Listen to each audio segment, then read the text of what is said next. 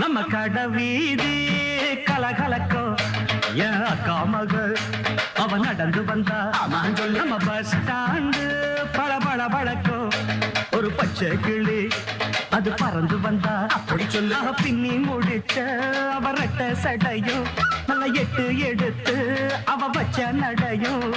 துண்டில் ஒண்ணு போட்டத போல் சுண்டி சுண்டி வந்து இழுக்கும் கட வீதி கலகலக்கும் என் அக்கா மகள் அவன் நடந்து வந்தா